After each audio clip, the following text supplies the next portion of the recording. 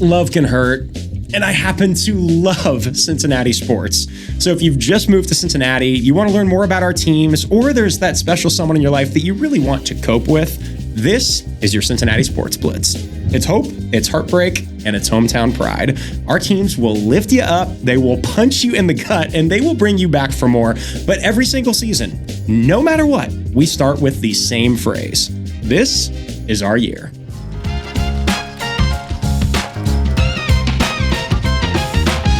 I will never forget standing and screaming at the Super Bowl in Los Angeles. Joe Burrow dropping back on that final fourth down play.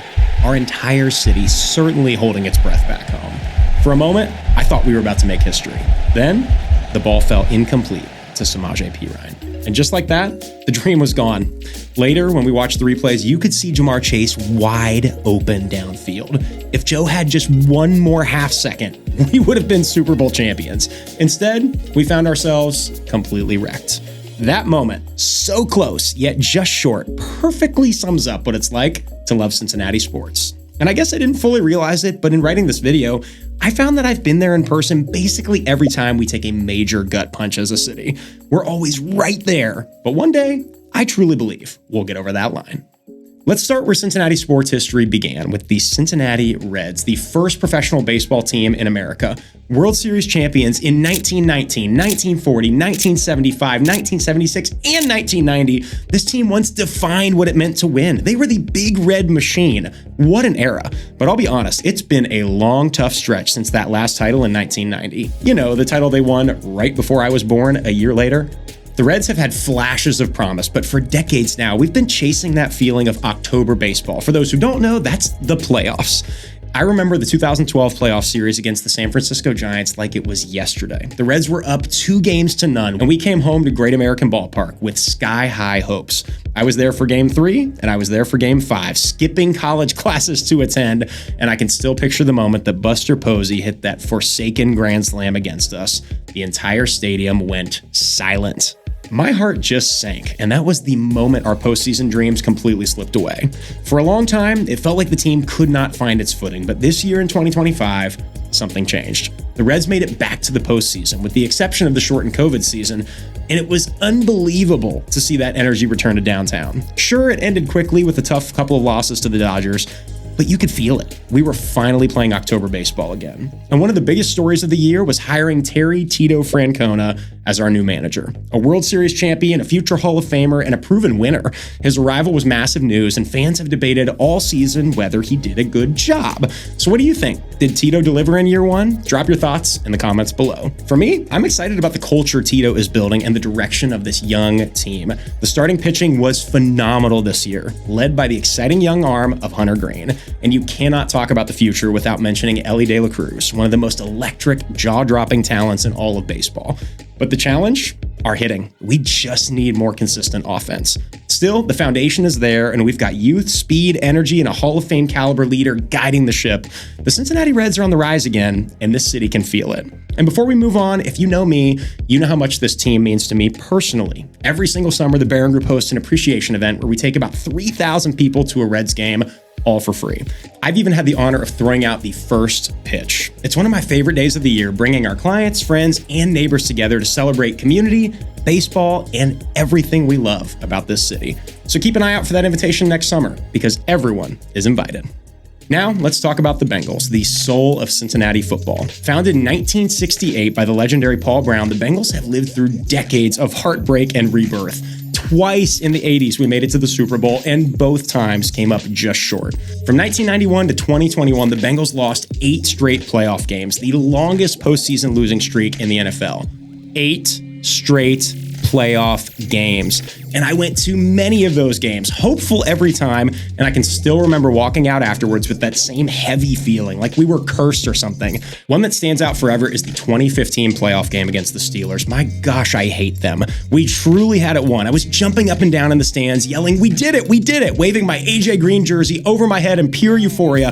I think I even threw it in the crowd and lost it for a bit, and then in a few brutal moments, it slipped away. A costly fumble, bad penalties, and utter heartbreak. I will never forget the silence when it was over. Absolute devastation. But then in 2020, everything changed when Joe Burrow arrived. From the moment he took the field, it felt different. Confident, calm, and fiercely competitive. Joe Burrow brought belief back to Cincinnati after winning a title at LSU. So when the Bengals beat the Raiders in the playoffs in 2022, ending that 31-year drought, I was there again. But this time, there were tears of joy instead of heartbreak in that stadium.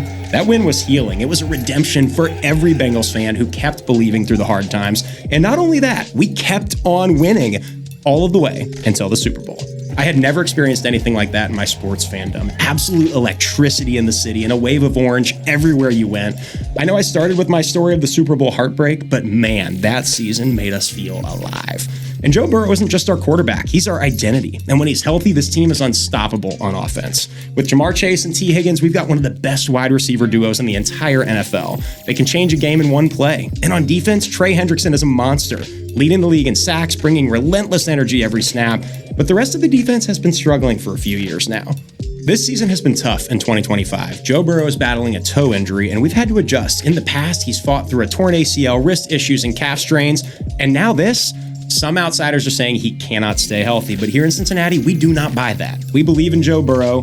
He's our guy, and I still believe he's a future Super Bowl champion. Coach Zach Taylor absolutely deserves credit for turning this team around, bringing the Bengals from the ashes to the Super Bowl.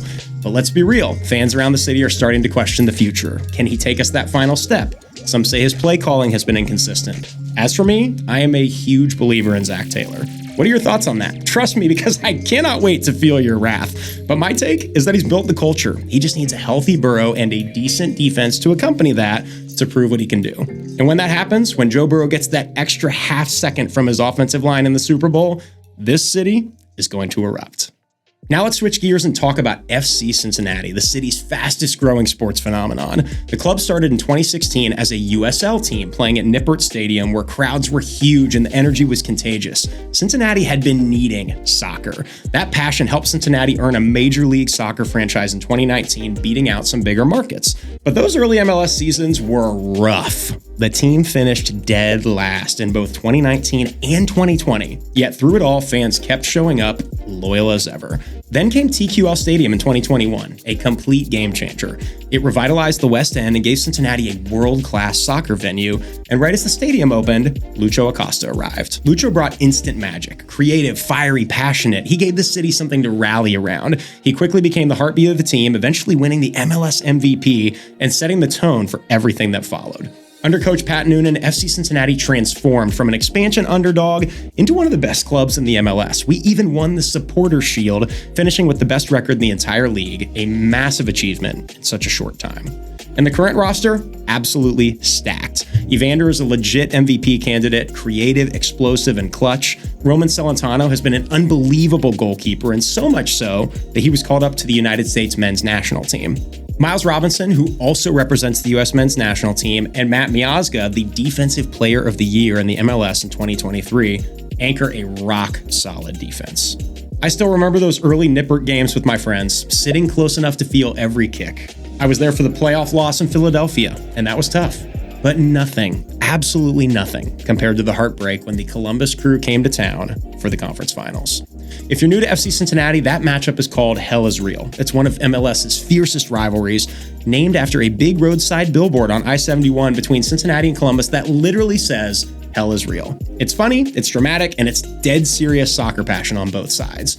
So when we hosted Columbus in the playoffs, it was not just another game. It was the rivalry with a trip to the MLS finals on the line. And obviously, I was there front and center with my friends, ready for something magical. And magic started out. We went up 2-0 early. The stadium was shaking. Everyone thought this was it, on our way to the next game and our first title in club history. But then, the Crew fought back. One goal, then another, and when they scored the winner, it felt like the air got sucked out of TQL Stadium.